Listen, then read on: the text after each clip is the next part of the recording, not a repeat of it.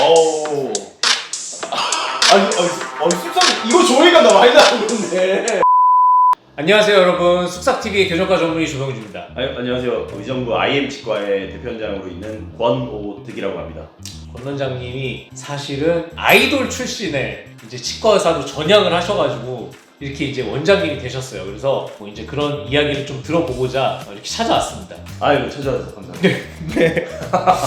우선 제가 듣기로 원래 이제 고등학교 과학고를 나오시고 카이스트에 입학을 하셨어요, 그죠? 네 맞아요. 사실 이제 지방에서 자라서 카이스트에 길을 가게 됐고, 그때는 뭐 이렇게 연예계 쪽으로 제가 뭐 가야 되겠다거나 뭐 어떤 재능이나 소질이 있다거나 뭐 그렇게 생각을 해본 적이 사실 단 한 번도 없습니다. 사실은 뭐 고등학교 때도 이제 댄스 동아리가 있어서 사실 제가 춤추는 걸 이제 조금 이제 그런 좋아를 했었거든요. 아, 고등학교 때도 댄스 동아리 하셨어요? 맞아요. 자연스럽게 뭐 대학교에서도 우리 카이스트의 일루전이라고 하는 댄스 동아리에 이제 들어가게 됐었어요. 춤추고 뭐 공연 준비하고 이런 생활을 좀 많이 했던 것 같아요. 사실 이제 공부를 열심히 하는 학생이라기보다 이제 그런 쪽으로 좀 너무 열심히 하는 학생이었던 것 같습니다. 보통 이제 그 대학교에서 동아리 생활은 동아리 생활로 끝나잖아요. 동아리 그죠? 다 하죠. 사실 저도 응원단 댄스 동아리 했었거든요. 맞아요. 네. 그 다음에 이분은 다른 길을 가시게 됩니다. 대학교 동안 동아리 생활을 이제 쭉 했어요. 근데 그때가 제가 이제 공학번인데 그때 당시에 그 UN이라는 그룹이 있어요. 아, 있죠. 네, 또 그 약간 저희 사장님이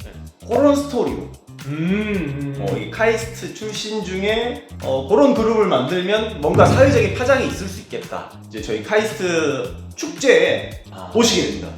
아예 이제 그분이 딱 그 컨셉을 잡고 협력이 되는 사람들을 그렇죠. 찾다 보니까 카이스트 가야겠다고 해서 그래서 카이스트 축제에 찾아오시고 동아리 회장한테 직접 접촉을 해서 뭐 소위 말해서 뭐 압구정에 뭐 길거리 캐스팅 뭐 이런 것처럼 사람이 있겠느냐 뭐 그렇게 이제 오신 거죠. 처음엔 믿지도 않았죠. 네. 그러면서 자꾸 이제 구애를 하셔서 뭐 어떻게 하다 보니까 이제 그렇게 조금 이제 하게 됐던 것 같아요. 시작은. 멤버분들이 다 카이스트 출신. 그렇진 않고, 그래서 네. 저랑 제 동기 박진우라고 그 친구 이렇게 둘이 있고, 그다음에 이제 저희는 혼성이었어요. 노래 부르는 여자 보컬리스트, 작곡하신 이제 4명의 혼성 그룹이었어요. 그럼 뭐 이제 준비 과정은 뭐 어떻게? 대학교 3학년 때쯤부터 합숙이라는 걸 좀 하게 됐었어요. 지하 1층에서 살았어요, 사실. 사장님 집이었는데 젓가락 물고 발음 연습도 많이 하고 뭐 그랬던 뭐 기억이 있습니다. 어떤 파트를? 저는 사실 랩과 댄스 담당이었어가지고 전에 랩하셨던 거 한번 좀. 윗물이 맑아야 아랫물이 맑아진다고 옛말이다 옛말이야 뭐 요런. 근데 발성이 확실히 다르시네요. 죄송합니다. 발성이 다르시네요. 뭐 힙합 쪽으로 그냥 뭐 근데 각기 뭐 요런 팝핑. 네. 좋은데요? 어떻게 원장님 오늘 한번 배틀 한번 하실까요?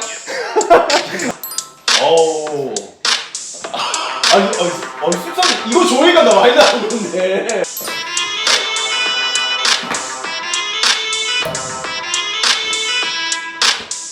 여러분 제가 이거 재밌네요.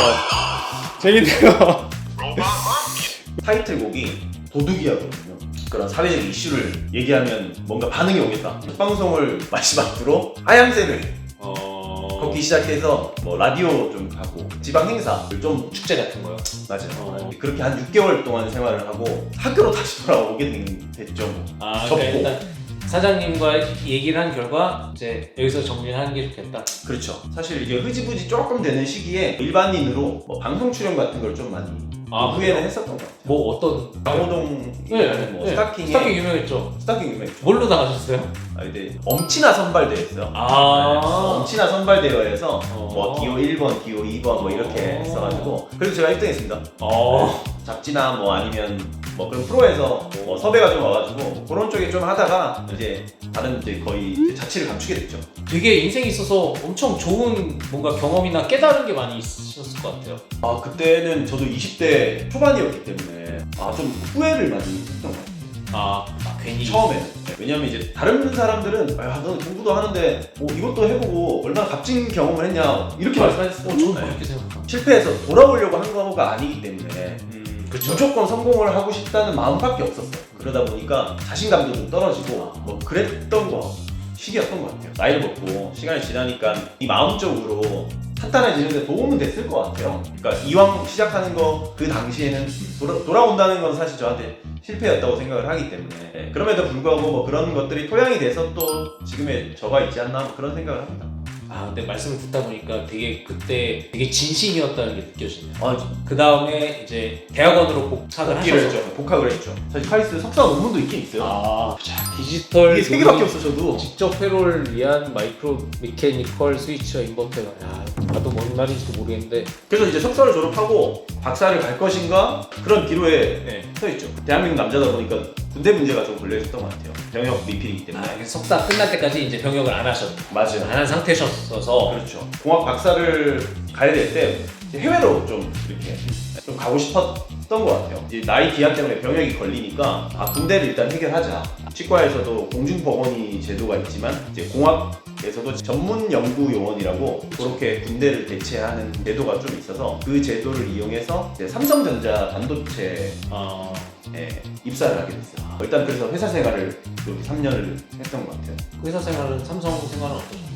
2006년에서 제가 2009년까지 다녔거든요. 근데 딱 2008년에 글로벌 금융위기가 서프라임 모빌리티 사태가 터져요. 네. 와 이게 내가 알던 우리나라 최고 기업의 삼성 뭐 이런 뭐 기업 문화도 그렇고 뭐 연봉도 그렇고 내가 추구하던 바가 아닌데 이런 의문이 자꾸 들기 시작했던 거죠.